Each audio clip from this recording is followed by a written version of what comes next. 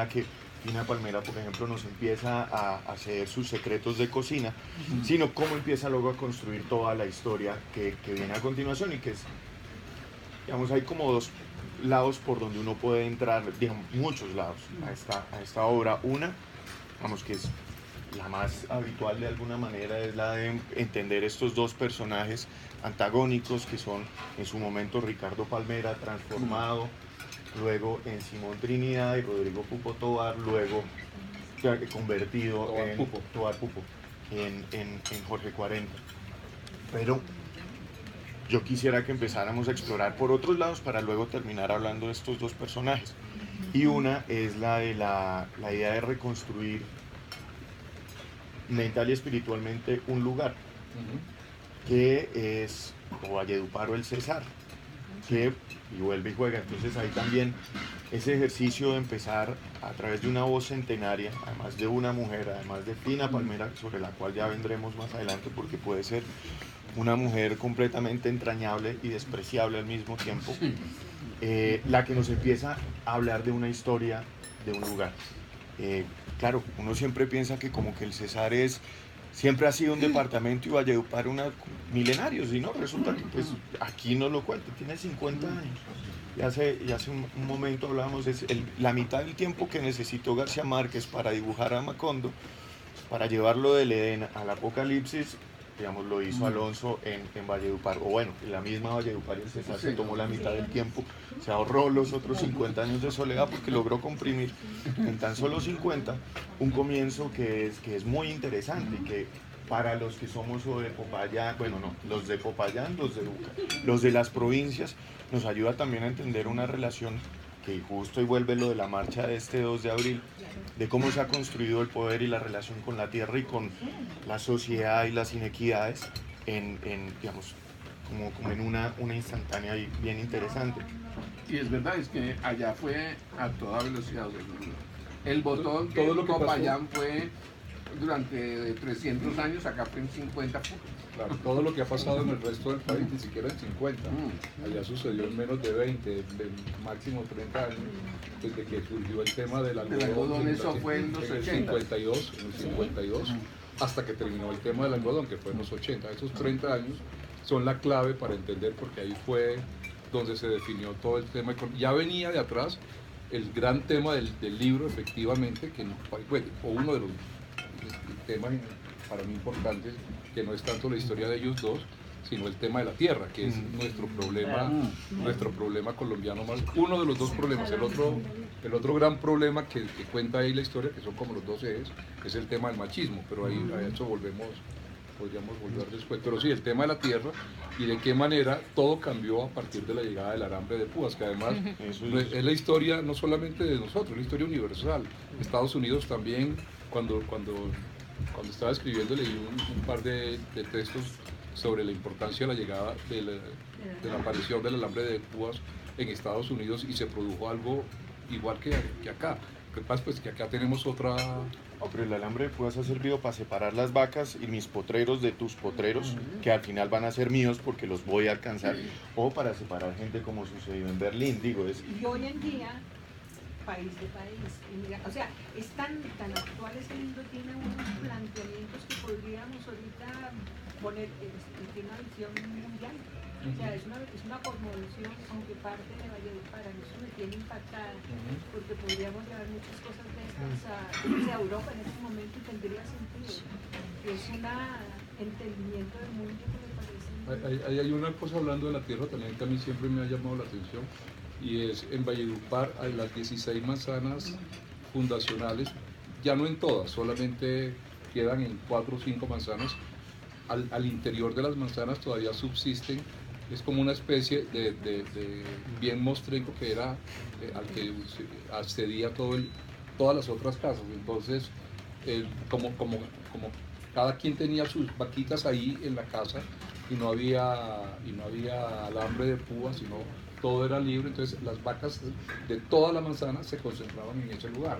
Era una cosa como muy comunista, como muy de que todo es de todos, hasta que apareció el alambre de púas, y ahí fue cuando comenzó el problema. Ya después el problema se complicó con la llegada de la política, que fue definitivamente lo que terminó la política y el poder, por supuesto, la pelea por el poder, ¿no? Pero eso sí, es que lo uno es eso. Uno dice política y poder y obviamente está pensando en la plata que hay, que es la codicia. A mí me parece que la novela también pone en manifiesto un poco la condición humana, ¿no? Sí, eso es lo que a mí más impacta. A mí la riqueza también al final, el pozo que de deja la las novela voces. quizás sea un poco un pozo amargo, ¿no? Sí. Y en el fondo te estás viendo de lo que somos capaces, ¿no? Y entonces si te has metido un poco en los personajes que de alguna manera narran la novela, pues te sientes un poco herido, ¿no? Sí, Es decir, hasta qué punto somos capaces de hacer pues, atrocidades, ¿no? sí. Y luego es curioso porque... y por el bien, todos lo hacemos Eso es, por el bien y luego, común. además nos convertimos en un poco mesiánicos, ¿no? Somos un poco jueces y tolerantes con nosotros mismos, ¿no? Como me parece que ocurre en la visión que da de 40 en la cárcel, ¿no? Sí. Y de los demás compañeros que estaban allí, ¿no? Entonces, yo recuerdo que con Mila cuando empezamos a ver el libro, en las primeras páginas me dice, Mila, tenemos que ir a conocer Valledupar. Porque además la narración te lleva hacia algo idílico, yo creo, porque es un lugar, pues no sé. Creo que los árboles les han cortado. Claro, yo me Como la plaza del luego, Mar. o sea, veías esas mansiones tan grandes, tan coloniales, no sé, donde toda la vida se realizaba incluso de puertas abiertas para todo el mundo, ¿no? La comunicación personal, entras y sales, ¿no? Y demás, pues me parecía bastante idílico, pero tenemos que ir a conocerlo. Pero la pregunta es, ¿qué quedará de todo aquello? No, está igual, Valledupar como tal está igual aquí. Sara, que también es vallenata, puede dar su opinión. Sí, digamos que ha crecido en extensión y se ha pervertido un poco, siento yo, como en un desarrollo que se entiende ya y es la llegada de restaurantes, más música, más ruido, más sitios para salir, pero en esencia es lo mismo. O sea, Aunque hay una cosa que también retomo lo tuyo, es que Valledupar siempre fue una ciudad planificada, organizadamente planificada. Hubo un cubano, dime el del arquitecto, cubano que hizo Barranquilla y todas estas casas, tú sabes que... No, paro. Bueno, El de- y cuando en su paso por Valledupar él planificó completamente y todas las calles son completamente, toda la ciudad es completamente cuadriculada. Pensé que era por España, porque como los No, pues, por Cuba, es un cubano que inspirado en España. Pero en los últimos años, precisamente por el tema de la codicia y el dinero fácil y todo esto, la ciudad se ha, digámoslo así, degenerado. O sea, ya uno no sabe, los barrios ya quedan en las calles transversales, oblicuas, que no sé qué, ya no es la ciudad. Obviamente la parte central sigue siendo igual, pero los barrios nuevos no se pierde por completo, además es muy desordenado, ¿no? Yo creo que aquí en Bogotá también vemos algo de eso. Sí. En general, en nuestro Pero país, la en supermanzana. general en el país, Sí, pero no hay no- no planificación nunca. No, pero ahí creo que un tema clave es el de, y vuelvo al tema de la provincia, o sea, fueron, y Bucaramanga, que es de donde yo vengo, que vuelve y juega, o sea, uno llegaba a Guachica en 3 horas y media, muy buena parte del desarrollo de Santander tuvo que ver con ese sur del Cesar, y muchos de los problemas que siguieron y que están acá, podían, digamos, los dos polos o podían ser Bucaramanga o Valledupar, digamos, fueron 2 lugares desde donde se financió, se convivió con, digamos, diferentes, pues digamos, estaba San Martín, San Alberto, Barranca Bermeja, todo eso podía estar, digamos, en ese mismo canal. Y una de las cosas que más me ha motivado y que es, si bien no solo se plantea ese pasado que se fue, sí creo que hay también un ejercicio de qué manera puede haber una restitución no solo de lo espacial y de lo arquitectónico, sino de lo moral y de lo ético que tiene que tener una ciudad. Digamos, están dadas las claves y están dadas en la reflexión del escritor, están dadas también en las contradicciones que tiene un personaje que sí quiero que volvamos ahorita, que es pues esos 2 personajes, ese diálogo entre el escritor y Fina, que creo que es que nos permite luego hablar de eso del machismo, pero también de la idea de la familia como un ente completamente opresivo, y empezamos a darnos cuenta que estamos hablando de familia, propiedad, o sea, la tierra, ¿cómo es que se llama? Tradición familiar. Uno puede ver que el discurso de Fina Palmera y el discurso, como que muchas veces uno intenta hablar sobre el Cesar, la Costa, Montería, Córdoba, todo eso muchas veces se están estableciendo en esos paradigmas. La tierra, el poder patriarcal y la autoridad sobre los demás. Pero quiero redondear lo otro, no lo siento yo que haya una denuncia que no tiene un paso más allá. Creo que sí lo hay, creo que en ese diálogo y en esas discusiones y en ese enfrentamiento que tiene el escritor con Fina, que además es la autoridad, es la matriarca, es una Úrsula perversa, que es capaz de alentar a que sus hijos todos cometan todo lo que hay que acometer. Ahí empieza uno a ver unos horizontes y unos caminos para pensar en que sí existe esa posibilidad de reconducir o de reconciliar un lugar con sus habitantes y con su historia, que eso yo creo que es muy importante.